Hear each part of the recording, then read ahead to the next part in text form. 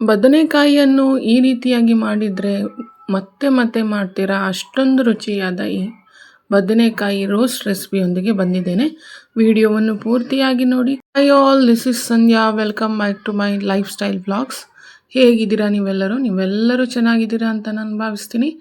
ಇವತ್ತಿನ ರೆಸಿಪಿ ಬಂದ್ಬಿಟ್ಟು ಬದನೆಕಾಯಿಯಿಂದ ಮಾಡುವಂಥ ರೋಸ್ಟ್ ರೆಸಿಪಿಯೊಂದಿಗೆ ಬಂದಿದ್ದೇನೆ.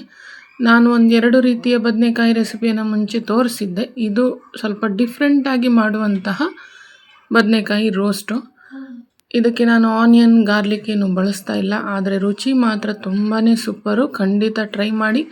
ಅನ್ನಕ್ಕೆ, ಪೂರಿ, ಚಪಾತಿಗಂತೂ ಸಖತ್ ಕಾಂಬಿನೇಷನ್. ಹಾಗಾದರೆ ಬನ್ನಿ ಸ್ಟಾರ್ಟ್ ಮಾಡೋಣ.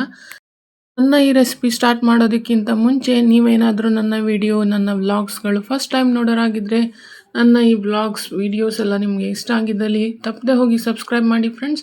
ಮತ್ತು ಸಬ್ಸ್ಕ್ರೈಬ್ ಪಕ್ಕದಲ್ಲಿರುವಂತಹ ಬೆಲ್ ಐಕನನ್ನು ಕೂಡ ಪ್ರೆಸ್ ಮಾಡಿ. ಹಾಗಾದರೆ ರೆಸಿಪಿಯನ್ನು ಸ್ಟಾರ್ಟ್ ಮಾಡೋಣ. ಇಲ್ಲಿ ನಾನು ತೆಗೆದುಕೊಂಡಿರುವ ಬದನೆಕಾಯಿ ನಾಟಿ ಬದನೆಕಾಯಿ ಅಂತ ಹೇಳ್ತೀವಿ ಇಲ್ಲಿ ಬೆಂಗಳೂರಲ್ಲಿ.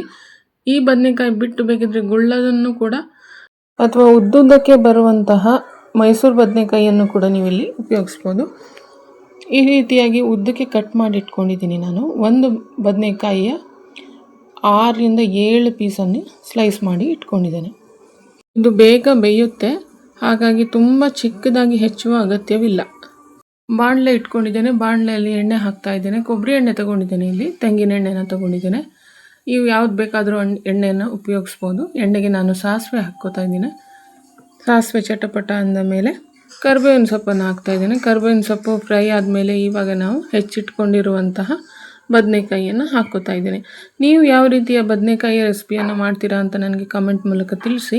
ಮತ್ತು ನಾನು ಯಾವ ರೀತಿಯ ರೆಸಿಪೀಸ್ ನಿಮಗೆ ತೋರಿಸ್ಲಿ ಅಂತ ನನಗೆ ಕಮೆಂಟ್ ಮೂಲಕ ಕೂಡ ನೀವು ತಿಳಿಸ್ಬೋದು. ಇವಾಗ ನಾನು ಬದನೆಕಾಯಿ ಹೆಚ್ಚಿರುವಂಥದ್ದು ನೀರಿಗೆ ಹಾಕ್ಕೊಂಡಿದ್ನಲ್ಲ, ಅದನ್ನು ಇದಕ್ಕೆ ಹಾಕ್ತಾಯಿದ್ದೇನೆ. ಹಾಕಿ ಚೆನ್ನಾಗಿ ಫ್ರೈ ಮಾಡ್ತಾಯಿದ್ದೇನೆ. ನೀರು ಎಲ್ಲ ಉಪಯೋಗಿಸುವಂತಹ ಅವಶ್ಯಕತೆ ಇರೋದಿಲ್ಲ. ರೋಸ್ಟ್ ಅಂದ ಮೇಲೆ ನಾವು ಸ್ವಲ್ಪ ಅದನ್ನು ಫ್ರೈ ರೀತಿಯಾಗಿಯೇ ಮಾಡಬೇಕು. ಇವಾಗ ಮುಚ್ಚಿ ನಾನು 1-2 ನಿಮಿಷ ಬೇಯಿಸ್ಲಿಕ್ಕಿದ್ದೇನೆ. ಸುಮ್ಮನೆ ಈ ರೀತಿ ಮುಚ್ಚಿದರೆ ಸಾಕು, ನೀರೇನ ಹಾಕುವಂತಹ ಅವಶ್ಯಕತೆ ಇಲ್ಲ. ಬದನೆಕಾಯಿ ಯಾವಾಗಲೂ ತುಂಬಾ ಬೇಗ ಬೇಯುತ್ತೆ. ಇವಾಗ 1-2 ನಿಮಿಷ ಆಯಿತು. ನಾನು ಈ ಮುಚ್ಚಳ ತೆಗೆದುಬಿಟ್ಟು ಒಂದು ಸಾರಿ ಮಿಕ್ಸ್ ಮಾಡ್ತೀನಿ, ಯಾಕಂದರೆ ತಳ ಹಿಡಿಬಾರ್ದು. ಹಾಗಾಗಿ ಚೆನ್ನಾಗಿ ಈ ರೀತಿ ಮಿಕ್ಸ್ ಮಾಡ್ಕೊತ ನಾವು ಇದನ್ನು ಫ್ರೈ ಮಾಡ್ಕೋಬೇಕು. ಮತ್ತೊಮ್ಮೆ ಮುಚ್ತಾ ಇದ್ದೇನೆ. ಇದು ಫ್ರೈ ಆಗಲಿ. ಇದಕ್ಕೆ ಒಂದು ಒಳ್ಳೆಯ ಘಮ ಅನ್ನುವಂತಹ ಒಂದು ಮಸಾಲೆ ಪೌಡರನ್ನು ಮಾಡಬೇಕಾಗುತ್ತೆ.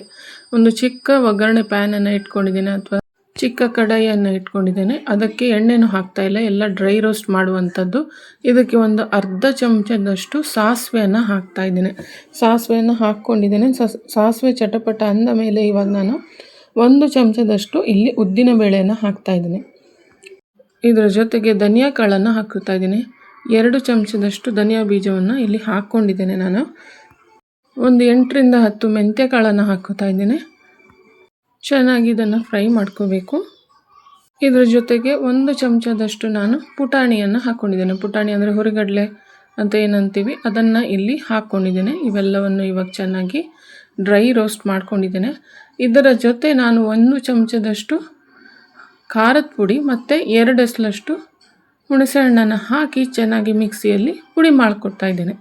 ಈ ಪುಡಿಯನ್ನು ನೀವು ದೊಡ್ಡ ಬ್ಯಾಚಲ್ಲೂ ಕೂಡ ಮಾಡಿ ನಾವು ಸ್ಟೋರ್ ಮಾಡ್ಕೊಬೋದು. ಇವಾಗ ನೋಡಿ, ಈ ಬದನೆಕಾಯಿ ಚೆನ್ನಾಗಿ ಬೇಯ್ತಾ ಇದೆ ನೋಡಿ.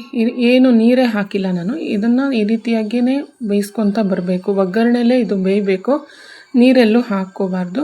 ಇವಾಗ ನಾವು ಮಾಡಿಟ್ಕೊಂಡಿರುವಂತಹ ಪೌಡರನ್ನು ಇಲ್ಲಿ ಹಾಕ್ಕೋತಾ ಇದ್ದೀನಿ. ಇದನ್ನು ಇವಾಗ ಚೆನ್ನಾಗಿ ಮಿಕ್ಸ್ ಮಾಡ್ಕೊಳ್ಳಿ. ಪೌಡರ್ ಮಾಡುವಾಗ ಒಂದು ಅರ್ಧ ಚಮಚದಷ್ಟು ಉಪ್ಪನ್ನು ಕೂಡ ಹಾಕಿ ನೀವು ಪೌಡರ್ ಮಾಡ್ಕೋಬೋದು.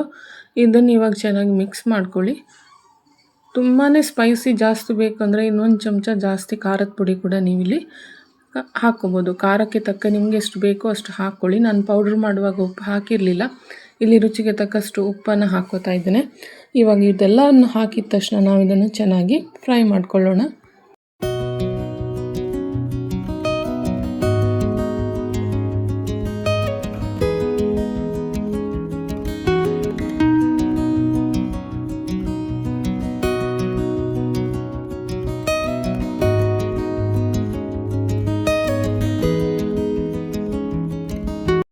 ಬದನೆಕಾಯಿ ತುಂಬ ಚೆನ್ನಾಗಿ ಬೆಂದಿದೆ ಮತ್ತು ರೋಸ್ಟ್ ಕೂಡ ಆಗಿದೆ ನೋಡಿ. ಕಲರ್ ಕೂಡ ಚೇಂಜ್ ಆಗಿದೆ. ನಿಮಗೆ ಕ್ಲೋಸಪ್ಪಲ್ಲಿ ತೋರಿಸ್ತೀನಿ ನಾನು.